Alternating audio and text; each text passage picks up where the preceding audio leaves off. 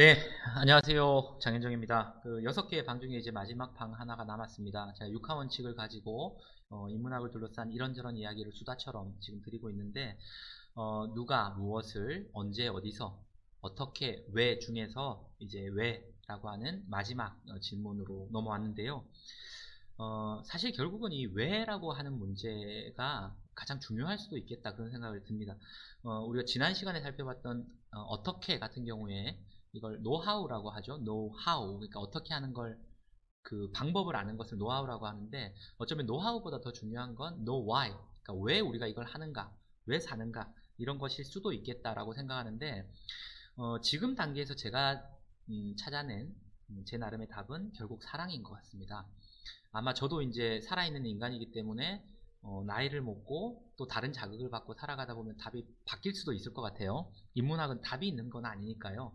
지금 이 순간에 자기의 이야기, 자기의 관점으로 이 세상을 회피하지 않고 정면 돌파하겠다 라고 한다면 우리는 모두 인문학을 하고 있는 것입니다. 그런 의미에서 저도 제 나름대로 찾은 답을 그냥 여러분들하고 이제 나누면서 마무리를 좀 하려고 해요. 인간은 왜 사는가? 결국 사랑하려고 사는 것 아닌가? 이런 생각을 하게 되고요. 그래서 유명한 그 말이 있죠. 뭐 사랑하면 알게 되고 알게 되면 보이나니 그때 본 것은 이전과는 다르리라 이런 말이 있는데 사실 이제 이 말은 그 유홍준 교수님이 쓰신 나의 그 문화유산 뭐죠? 책 제목이 갑자기 생각 안 나네. 나의 문화유산 답사기에 그 나오면서 유명해진 말인데 유홍준 교수님의 선조일 수도 있겠다 이런 생각이 들어요. 유한준이라는 그 조선시대의 문장가가 있죠. 원래는 이 유한준 그 선생의 시조에서 나온 말이죠. 제가 이 PPT 위에다가 적어놨는데요. 알면 참으로 사랑하게 되고 사랑하면 참으로 보게 되고 참으로 보게 되면 모으게 되니 그것은 그냥 모으는 것과는 다를 것이다 이런 말이 있습니다. 결국에는 이 세상에는 수많은 사물이 있고 수많은 사건이 있고 수많은 존재가 있습니다. 그렇지만 그것은 어찌 보면 존재하지 않는 것과 다를 바 없죠. 내 눈에 띄지 않고 내가 마음을 주지 않는 이상 그렇다면 우리는 무엇과 관계 맺고 무엇과 함께 살아가고 무엇과 함께 우리의 세계를 만들어내는가 결국은 사랑하는 것들과 함께다 이렇게 정리할 수 있을 것 같습니다. 제가 자주 하는 얘기인데 누가 더 사랑하는가 이 연인이 있을 때 그걸 알아내는 방법은 되게 단순한 것 같아요. 더 부지런한 사람이 더 사랑하죠.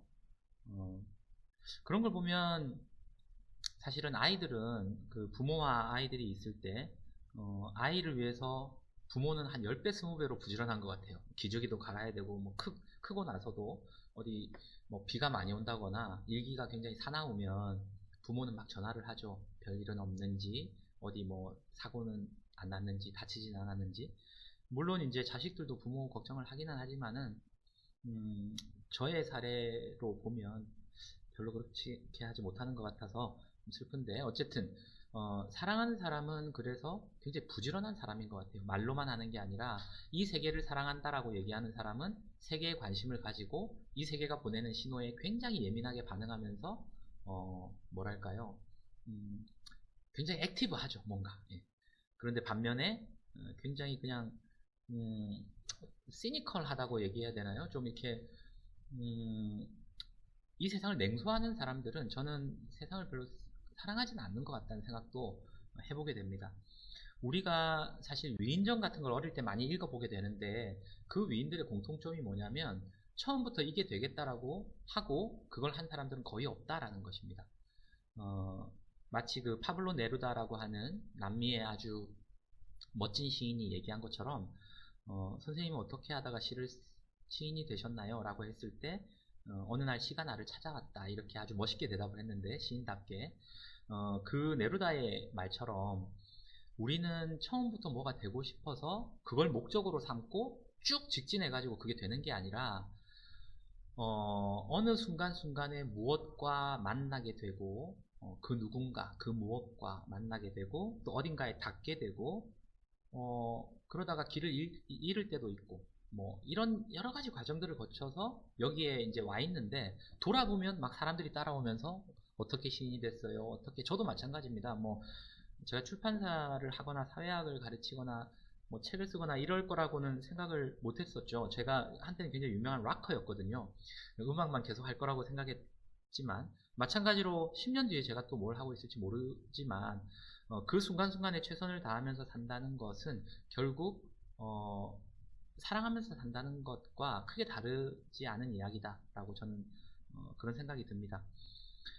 밑에 제가 앙드레지드라고 하는 그 지상의 양식이라는 책에 나오는 한 구절을 인용을 해놨는데, 지혜로운 사람은 모든 것에 경탄한다라는 말을 제가 굉장히 사랑합니다.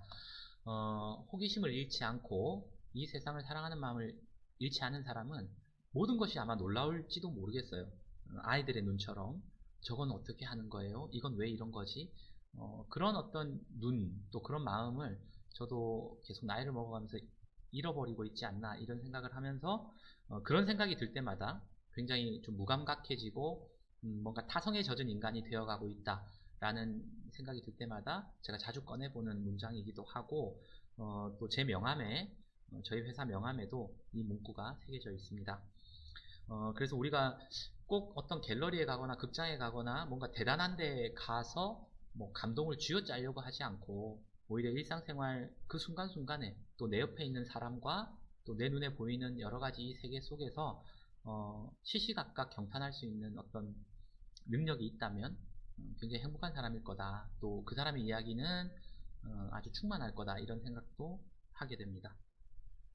아까 제가 요 앞에 그 설명했던 것처럼 시지프 신화의 마지막 문장에는 어쩌면 그 행복한 시지프를 마음속에 그려보지 않으면 안 된다라고 까미가 아마 마지막 문장을 그렇게 끝맺었던 이유도 그런 것일 거라고 생각합니다. 왜 살아야 하는지를 아는 사람은, 바꿔 얘기하면 무언가 사랑하는 게 있는 사람은 어떤 상황도 버티지만, 그것이 없는 사람은 아무리 다른 사람의 눈에는 뭐 윤택해 보이고 유복해 보이고 행복해 보일지 몰라도 공허하기만 하고 결국에는 모든 걸 잃어버리고 무너지고 만다 라고 하는 그런 어떤 이야기를 우리에게 들려주고 싶었던 건 아닌가, 그런 생각이 듭니다.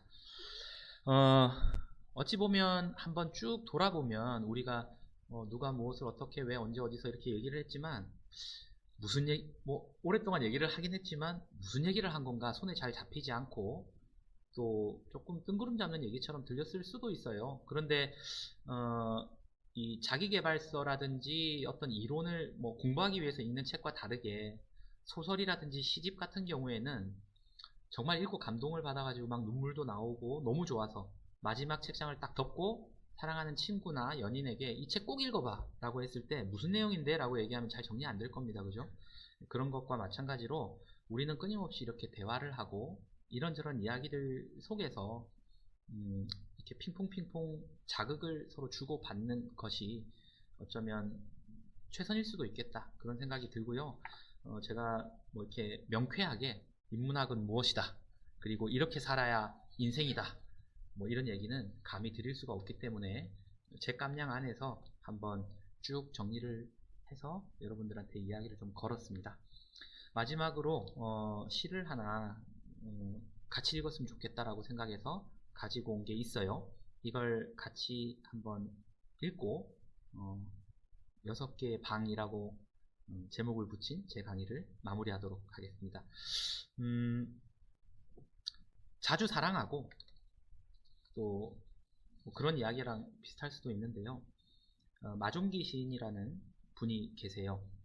미국에서 오랫동안 의사 선생님으로 활동하면서 틈틈이 모국어인 한국어로 시를 쓰신 분인데, 오래된 시집 안 보이는 사랑의 나라라는 그 시집 중에 제가 굉장히 같은 시집 제목하고 같은 표제작이라고 하죠.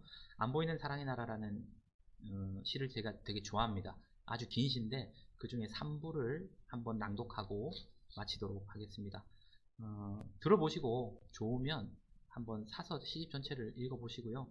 이 마종기 시인의 시들, 다른 시집들도 한번 보시면 좋지 않을까, 그런 생각을 합니다. 대화입니다. 한번 읽어볼게요. 아빠, 무섭지 않아? 아냐, 어두워. 이제 어디 갈 거야? 가봐야지. 아주 못 보는 건 아니지? 아니, 가끔 만날 거야. 이렇게 어두운 데서만? 아니, 밝은 데서도 볼 거다. 아빠는 아빠 나라로 갈 거야? 아무래도 그쪽이 내게는 정답지. 여기서는 재미없었어? 재미도 있었지. 근데 왜 가려고? 아무래도 더 쓸쓸할 것 같아. 죽어도 쓸쓸한 게 있어? 마찬가지야, 어두워. 내 집도 자동차도 없는 나라가 좋아? 아빠 나라니까. 나라야 많은데 나라가 뭐가 중요해? 할아버지가 계시니까. 돌아가셨잖아. 계시니까. 그것뿐이야? 친구도 있으니까. 지금도 아빠를 기억하는 친구 있을까? 없어도 친구가 있으니까. 기억도 못해주는 친구는 뭐해? 내가 사랑하니까. 사랑은 아무 데서나 잘할 수 있잖아. 아무 데서나 사는 건 아닌 것 같아.